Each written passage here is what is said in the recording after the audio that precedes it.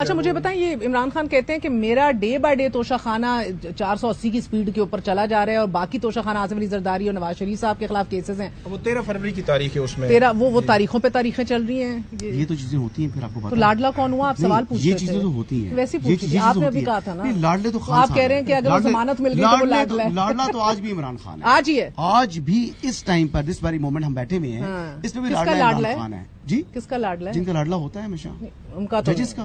मैंने कहा आप कह रहे हैं अवाम का लाडला है। अवाम का लाडला आप, मैंने कहा आप कह रहे हैं तो खबर हुई। अच्छा हसन अय्यूब अगर ये कह रहे हैं तो ये तो बहुत बड़ी खबर बाहर निकला ना वो, जब इनकी आपको पता है नाहल तो पहले से थे ना, तो आज मैं फिर मार्केट में घूमा, मैंने कहा कोई रिस्पॉन्स नहीं देखा आपने? मैंने बहुत सारा रिस्पॉन्स देखा जी। आज बारिश हुई थी, लोग एंजॉय कर रहे थे, फैमिलीज बाहर निकली हुई थी, हंस रहे थे, कोई बात क्या कर रहा था, कोई क्या बात कर रहा था, इस बात का जिक्र भी कानों में नहीं पड़ा मेरी, पता नहीं क्या वजह है। मैं बड़ा सुनने की कोशिश की, मैंने कान भी लगा के देखा, मैंने कहा पता लगे कि कोई बोल रहे हैं कि जी बानी चेयरमैन को सजा होगी है। शायद हसन को आके देखते हुए ना एकदम चुप साध जाता है, हम डर जाता है मुझे देखकर। मुझे लोग जानते नहीं, आजकल तो आपकी दहशत है। कौन सा काशिफ अब्बासी है? आजकल तो दहशत है हसन। अच्छा मेरा ये ख्याल है कि शायद जो माजी में कुछ वाकयात हुए हैं, बड़े सीरियस नोयत के वाकयात थे, उसने पार्टी को बहुत डैमेज किया, पीटीआई को बोलो। तो रात जब ये खबरें तकरीबन 7 बजे चलना शुरू हुई कि रात को ही फैसला आ सकता है या अगले दिन आ सकता है, तो जो पार्टी है उसने ये एक बयानिया बनाना शुरू किया कि हम बिल्कुल पुरअमन रहेंगे, हम 8 फरवरी को एक मेरा ख्याल में उन्होंने एक प्लानिंग की कि हम ये करेंगे। बिल्कुल 9 मई के बाद तो ये किसी को पता लगा था कि एक सवाल का जवाब मुझे एक बात तकरीबन 7 बजे जो है ये असरात आना शुरू। देखिए इधर जिरा सरकारी वकला ने की साइफर में, दूसरी साइड पे आप देख रहे हैं हक दिफा खत्म कर दिया गया है तोशाखाना केस में। आज दरख्वास्त दी पीटीआई ने, खान साहब ने वो दरख्वास्त भी फारिग कर दी, हाई कोर्ट ने फारिग कर दी। तो उधर भी आप देख रहे हैं इनके खिलाफ फैसला आएगा मुमकिना तौर पे। वही मैं कहूंगा कि जरा जो है किसी भी केस में जो मुल्ज़मान की जरा होती है वो जान होती है। वो किस तरह जान होती है, मैं एग्जांपल एक दे देता हूँ।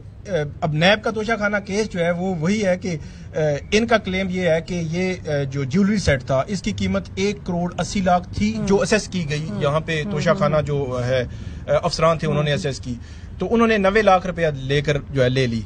अब जो नैब ने कीमत लगवाई है दुबई से वो है 3 अरब 16 करोड़ रुपए, मतलब नैब समझता है कि 3 अरब 14 करोड़ कम कीमत लगी है। अब जो उन्होंने गवाह बुलाए, उस गवाह ने जो एक बात की कि उन्होंने तस्वीर देखकर जो है वो इसकी असेस की कीमत। अब तस्वीर देखकर अगर फर्ज करें कि ये चीज नायाब है ही नहीं किसी के पास, और एक जो है वो इमरान खान या बुशरा बीबी के पास है, वो उनसे वापस भी नहीं ली गई कि ये असेसमेंट के लिए, तस्वीर की बुनियाद पर असेसमेंट उन्होंने की है। और मतलब ये जो गवाह थे इन पर जब जरा हुई तो काफी चीजें उसमें आ रही थी। अब वो अगेंस्ट थी या हो सकता है प्रोसिक्यूशन के वर्जन को कहीं ना कहीं सपोर्ट करती। इसी तरह मैं कह रहा हूँ कमजोर केस है ना आपका। इसी तरह नहीं, मैं नहीं कहता क्योंकि जरा नहीं हुई तो इस तरह।